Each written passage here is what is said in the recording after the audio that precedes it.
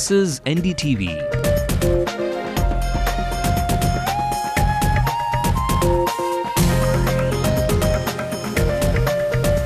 And you're watching NDTV Hindu.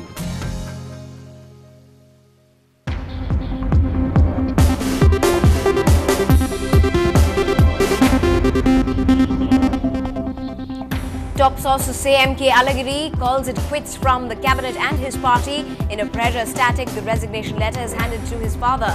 But there's more to it. The prodigal son wants Kanimuri and A. Raja out and a juicier bit of the state's political pie. If a fire breaks out in the plushest mall, get ready to say your final prayers. Lack of rescue equipment put Chennaiites in danger. Amma graduates from taking on the cause of battered roads to the vehicles on it and the slums by it. Will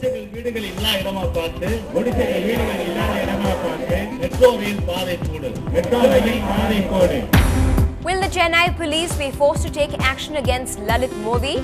With the first summons rejected, he receives a second one from the CCB. We will take action against all of them who don't appear under Section 172 IPC before the court. And follow your heart and dance your way into the actual profession. Meet artists who are true blue committed to their passion.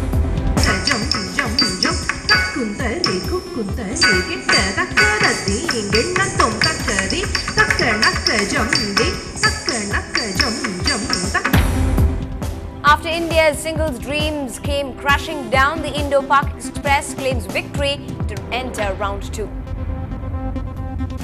Good evening and welcome to the news tonight with me, Evelyn Matthew. 9 on the clock. Let's also bring you our national updates. The first victim of the big Citibank fraud speaks out, says there are multiple parties involved in the scam. Allegations of severe corruption forces the son-in-law of the Chief Justice of India, the former one, to take the exit door from the Youth Congress.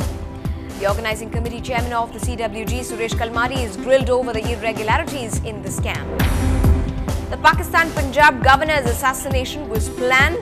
The accused had warned colleagues and had been removed. And the man in form for South Africa, Carlos scores yet another half-century, taking the total lead past 200. Well, the open war within the DMK's first family is out again. Union Minister for Chemicals and Fertilizers, MK Alagiri, has reportedly submitted his resignation from the cabinet and has also quit his post as the organizing secretary within the DMK. Sources say Mr. Alagiri's resignation letter was submitted last evening to his father and that the Prime Minister's office has yet to receive it.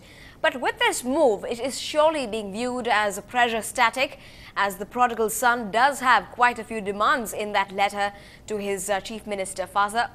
Those close to Mr. Alagiri have been saying that the minister has been desperate for a while to return to Tamil Nadu to play a heavyweight role in state politics.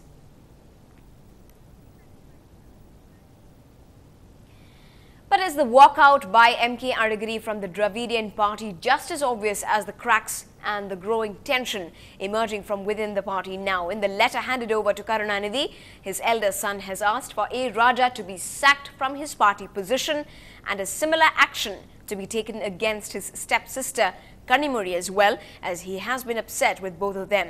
Transcripts of the Radia tapes reveal that a Kanimuri protege and State Minister Pungode Aludi Aruna badmouthed MK Alagiri. The Union Minister also wants a bigger role in the state politics, as he wants to concentrate on the turf that had been reserved for his brother MK Stalin by his father.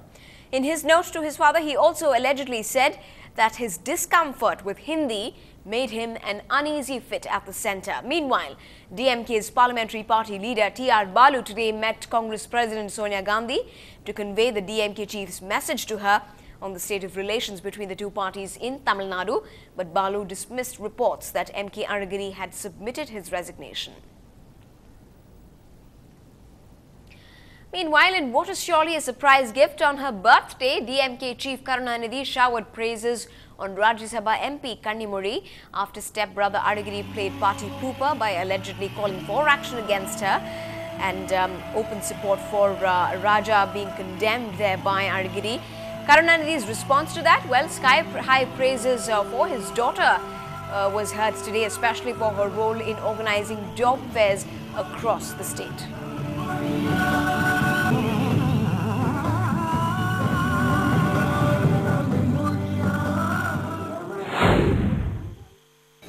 நம்முடைய மாநிலங்களவை உறுப்பினர் கவிஞர் கனிமொழி அரசாங்கத்தினுடைய இந்த திட்டத்தை மீறி மாவட்ட அமைச்சர்களோடும் மாவட்ட ஆட்சித் தலைவர்களோடும் இணைந்து இந்த வேலைவாய்ப்பு முகாம்களை பல மாவட்டங்களிலே நடத்துகிறார்.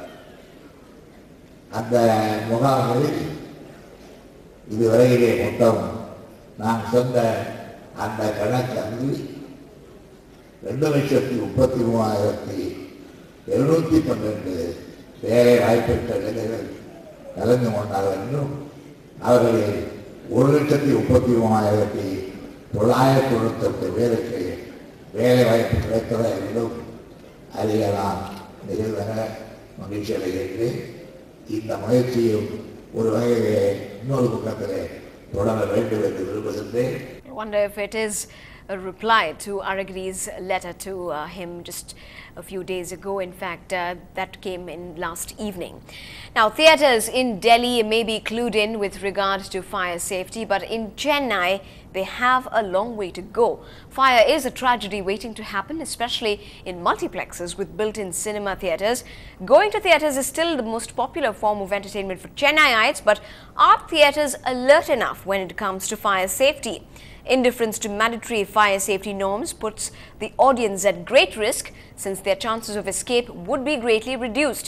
Our crime reporter Salim does a reality check on Chennai's multiplexes in this exclusive report.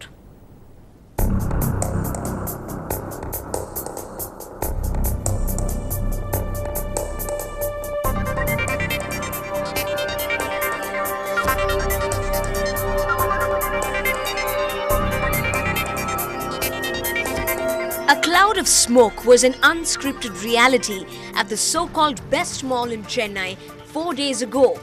After an hour-long battle to put off the fire, firefighters and visitors were left choking on the smoke, and a handkerchief to the nose was hardly a barrier.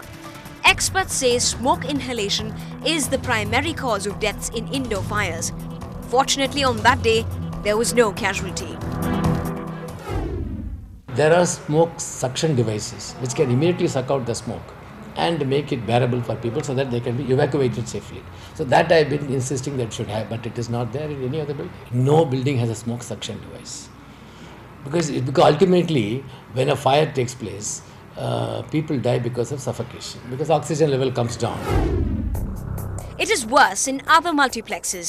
They are not fully equipped to handle emergency situations, and narrow exit routes only make quick getaways impossible.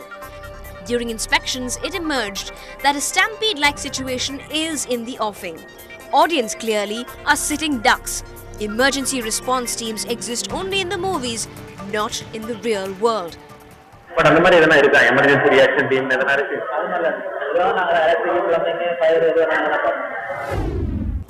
Experts say 70% of the fire accidents occur due to faulty electrical wiring.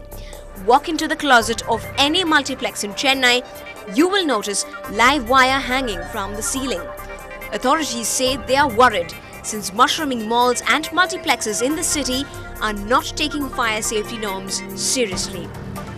Multiplexes in the city may be destination hangout for people of all age groups, but many of them are violating critical safety norms, an attitude that puts citizens to great risk. It seems no lessons have been learned since the Upar cinema tragedy in 1997 that claimed over 50 lives to ensure that a day at the cinema does not turn into a real horror. In Chennai, Salim for NDTV Hindu. And the DGP of the Fire and Rescue Services here in the state, R. Natraj, spoke to NDTV Hindu about the action he plans on taking on the violators in the city.